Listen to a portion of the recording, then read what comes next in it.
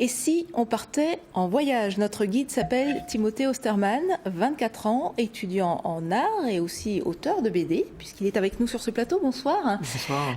Alors, vous nous emmenez en voyage dans un hypermarché, voyage en tête de gondole, hein, c'est le titre de cette BD que vous avez signée et qui vient de paraître.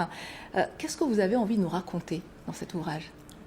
Alors cette BD, c'est du coup mes aventures. Donc le titre Voyage en tête de gondole, c'était un peu pour rappeler un espèce de roman d'aventure à façon Jules Verne.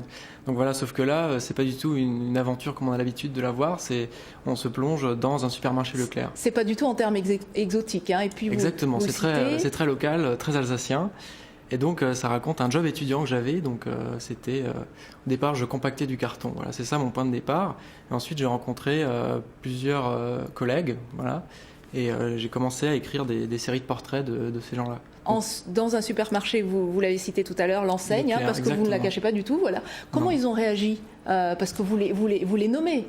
Ouais. Vous leur avez demandé l'autorisation? Comment ça s'est passé? Ah non, j'ai pas demandé d'autorisation, mais visiblement ils l'ont bien pris vu que je suis invité au Leclerc où j'ai travaillé à faire des dédicaces. Donc voilà. Et les gens, pour l'instant, j'ai plutôt de bons retours. Ils ont dit qu'ils se sont bien marrés. C'est le Leclerc de Marmoutier, hein? Exactement, c'est ça. Et pourtant, vous n'avez pas toujours été tendre avec eux? Ben non, parce que après, voilà, ces séries de portraits, je pense que c'est, j'ai beaucoup de tendresse en fait pour eux. Donc il y a forcément c'est de l'humour, donc il y a des situations qui sont assez tristes, donc mais j'essaye d'à chaque fois mettre de l'humour et voilà, beaucoup de tendresse, donc c'est de la moquerie bienveillante, on va dire. Même par exemple quand vous parlez de ce chef tyrannique, est-ce qu'il existe, hein? Oui, bah oui. Du coup le chef, oui, là tout est tiré de situations réelles. Après, quand on écrit, on se permet d'accentuer des traits ou d'aller un peu plus loin. Donc, mais oui, ce chef existe et j'ai pas encore eu de retour de sa part. Alors, vous portez un regard assez critique aussi, hein, je le disais, sur ce monde.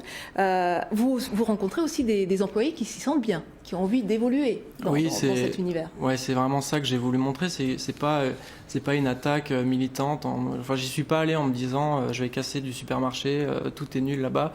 Donc c'est qu'il y a des gens qui veulent partir chaque été et qui rêvent d'un ailleurs. Il y a des gens qui adorent ça.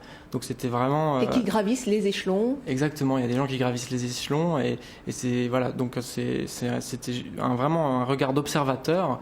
Donc si les gens adorent ça, tant mieux. Et si les gens détestent, tant pis. Enfin, regard d'observateur de quelqu'un, vous en l'occurrence, qui découvrez le monde du travail, parce que c'était vraiment votre première expérience, exactement. Donc c'est ma première expérience du monde du travail tel qu'on l'entend en tant que salarié, voilà. Et ça vous donne envie? Non, pas trop. Mais en même temps, voilà, moi je m'inscris dans une filière où le monde du travail ne rime pas avec salariat. Et voilà, c'est aussi une réflexion dans ce livre par rapport à ce qu'on attend ce que les employés entendent par travail, retraite, salaire. Très bien, voilà. Timothée Osterman, merci beaucoup d'être venu sur ce plateau.